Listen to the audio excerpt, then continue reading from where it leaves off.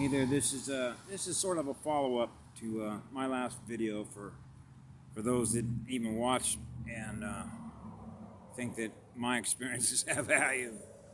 But I'll put it to everybody straight on the planet how it is I experience me, okay? Because this is always going to go back to my childhood, because I knew this was a spiritual war. I'm in an avatar, okay? This was created by a goddess. So ask the question, do you think I can trust the equipment that a goddess gave me to be able to protect myself against going up against something that's trying to destroy, something that love creates? Because if you think that I need something from somebody else, like a vaccine or something like that, that's a slap in the face to a goddess who gave me one of these. Okay? I think a goddess is certainly capable of being able to provide me something, okay, that's going to be able to protect me when I know how to use it. Okay? That's a level of experience that comes through knowledge as a result of waging wars, spiritual wars. This is not my first rodeo. Okay? So how everybody else perceives the cosmos they live in is their perception. I don't live in their shoes. My spirit is not their spirit. My soul is not their soul. My Akashic record belongs to me.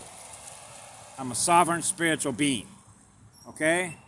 That means I'm an eternal living being who tries to live in the hottest light to burn the hottest fire so that there isn't any contamination, so that we can burn the hottest sun in which we're not aware of anything less than the voltage we're putting out, which means if we detect any loss of voltage anywhere in the cosmos, we want to be there to raise it back up. That's how I knew on the Big Island, for example, when I mentioned to you that I was able to cry. I didn't realize how deep my love for something that's living as a result of something I did that caused something that small, okay, that's living when it was hurt as a result of trying to swipe it off my mattress. Okay? So you can imagine the level of love that I have, I guess, if you will, for everything that is living. Okay? Because you realize any detection of any loss of any voltage, any watts, anywhere that we become aware of it through our antenna, we have to raise it back up to the knowledge or the level that we are accustomed to, which means the level that we operate at in voltage. So how much voltage do we run on? Maximum voltage. Wouldn't you want to run on maximum voltage? The power, the most light there is in the entire cosmos, which is holding all the information, which is holding all the experiences that are possible to experience, which is infinite creative imagination, right? So what happens is I realize that for me, it doesn't make any difference where you come from. You're one unit of consciousness. You're one spirit, or you're a twin spirit in this case, who is the commander of the Earth Defense Forces, okay? And I love Patty Broussard with all my heart. She's the only soul that I've ever met that was willing to say, I'm willing to not ever be, in order to solve the problem as a result of so much suffering that she's aware of that I'm aware of. Okay? Because nobody, in my book, is supposed to experience any loss of voltage as a result of a loss of voltage. So how do you restore the voltage? Electricians do. Okay? So when I just had an experience, for example, going to Safeway, okay, to pick up some coconut juice and pineapple juice and an avocado, right? Keep the pineal gland decalcified, right? Let all that light in. The melatonin stuff. So here I see a couple of ladies with Safeway badges on that says clear. I'm clear of COVID. Now, if you go to Dr. Robert O. Young, you'll find out it doesn't exist. They can't even prove that it exists.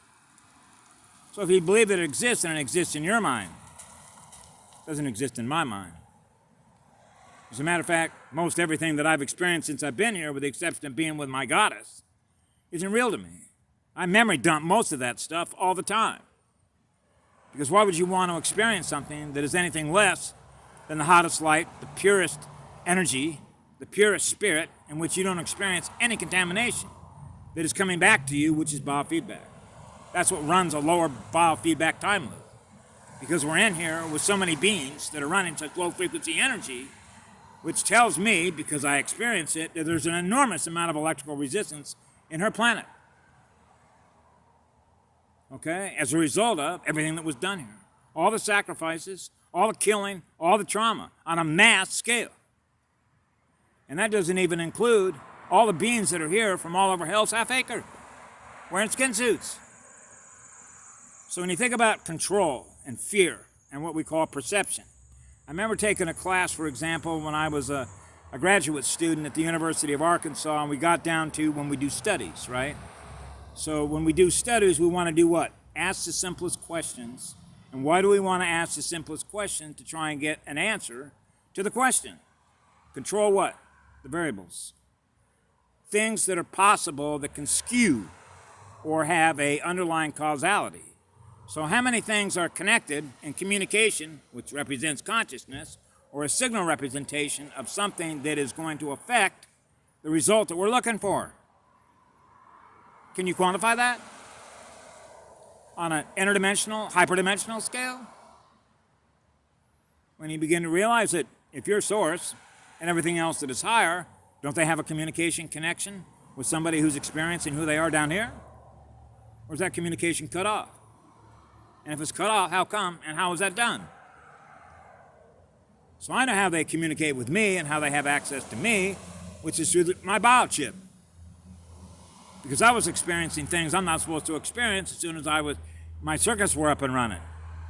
Now, fortunately for many of us that are here, as information begins to unfold as we get older in childhood, I call it pre-information, or if you will, or it's like when you go into a briefing room and you're going to go wage war, right? Like you're going to go in as a sapper like the Germans used to do behind enemy lines. Okay, here's your guidebook. We're going into planet Earth in such and such a year. This place is infested with a virus, which means they're running two different timelines, if you will, although, as I've mentioned before about all the different timelines that are possible to be experienced by all the units of consciousness that are given energy to experience what it is they experience. Now we're into, well, who's controlling the experience? Do we know how to program your experiences? Yes, we do. Okay? So now we're back to how do you know you're an original artist? How do you know that somebody didn't already create or think or feel something that you already have? And that you're not a duplicate copy of something else? How do you know that? How do you know that for sure? Now we get into assimilation.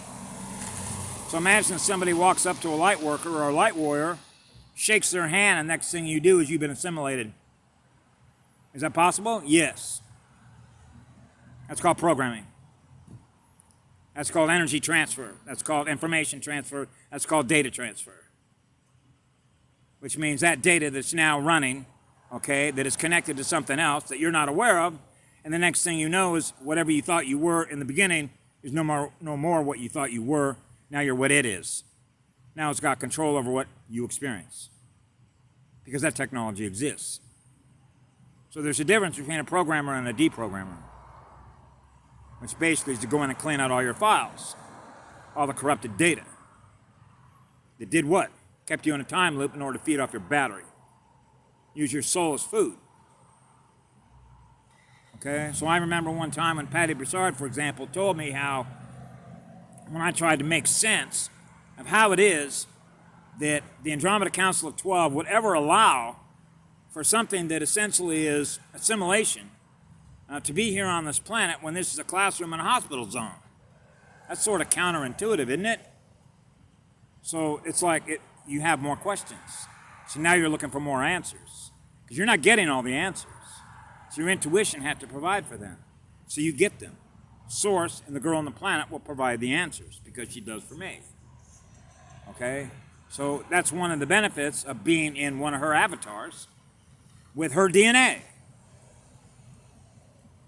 So that means that you have a DNA connection with her DNA. So that's why I've always said, I live through a girl's heart. The girl's heart who created this for me in order to jump into it, come down here and experience what I experience here that I share with everybody else while I'm here. Okay? So I don't experience what it is I experience in the same way that anybody else does. And I would want it to be that way. Because I love a universe that is different everywhere I go. Otherwise it's boring, isn't it? So that's when we get into infinite creative imagination. So when they strip that out of a child in the very beginning to run left brain stuff, okay, where you're not free to be able to create and imagine those things that are basically your story, then now you're being forced to experience what they tell you you got to experience, which is what? Obey your master.